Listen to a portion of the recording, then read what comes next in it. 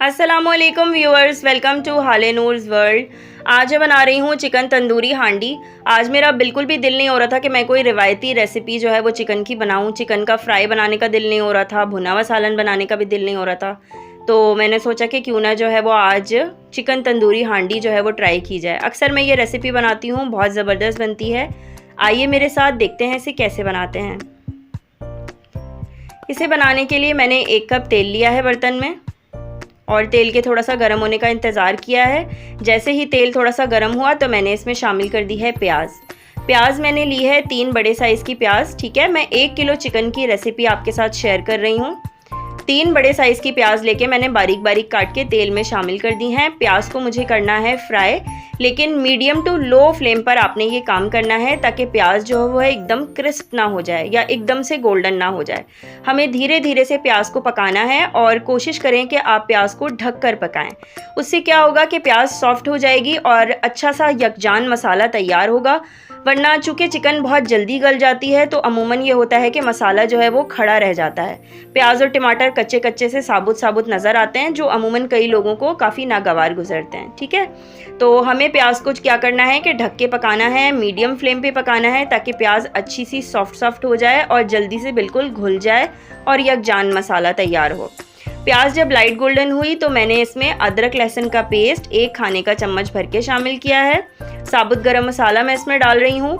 1 दालचीनी का टुकड़ा ले लें आप, 1 से 2 बड़ी इलायची, 5 से 6 लौंगे, 8 से 10 काली मिर्चें और तकरीबन 1 चाय के चम्मच के करीब सफ़ेद ज़ीरा। अब इन इंग्रेडिएंट्स को भी मैं प्याज के साथ थोड़ा सा भूनूंगी। फ्लेम आपने मीडियम ही रखना है, बिल्कुल भी हाई फ्लेम पे आपने ये काम नहीं करना। अगर आप प्याज टमाटर का मसाला पहले नहीं बनाना चाहते तो आप ये भी कर सकते हैं कि आप अदरक लहसुन के पेस्ट और गरम मसाले के साथ चिकन को फ्राई करके अलग से निकाल लें, प्याज टमाटर का मसाला तैयार करें और फिर चिकन दोबारा ऐड कर दें। या फिर आप ऐसे कर लें जैसे मैं कर रही हूँ। अभी मैंने इसमें टमाटर ऐड किया है, 1 बड़े साइज़ का टमाटर मैंने इसमें मोटा मोटा काट के शामिल किया है। अगर आप चाहें तो आप टमाटर साबुत काट के डालने के बजाय जो है वो टोमेटो प्यूरी या टोमेटो पेस्ट का इस्तेमाल भी कर सकते हैं। मिक्स करने के बाद अब मैं इसमें थोड़ा सा पानी ऐड कर रही हूँ। बिल्कुल थोड़ा सा पानी ऐड करना है, ज़्यादा पानी ऐड नहीं करना है। और बस अब मैं इसे कवर करके जो है वो थोड़ी सी देर पकाऊंगी मीडियम फ्लेम पे ताकि टमाटर जो है वो अच्छे से सॉफ्ट हो जाएं।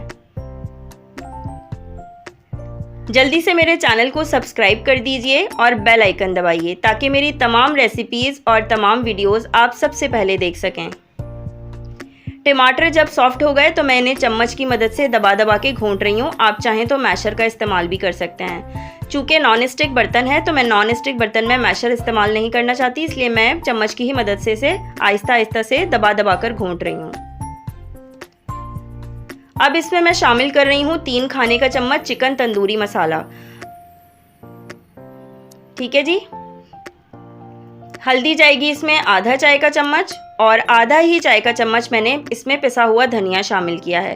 अगर आपको लगे कि मिर्चें थोड़ी सी कम हैं और आप तेज़ मिर्चें खाने वाले हैं या नमक आपको थोड़ा सा कम महसूस हो तो आप इसमें ऊपर से मिर्ची ऐड कर सकते हैं।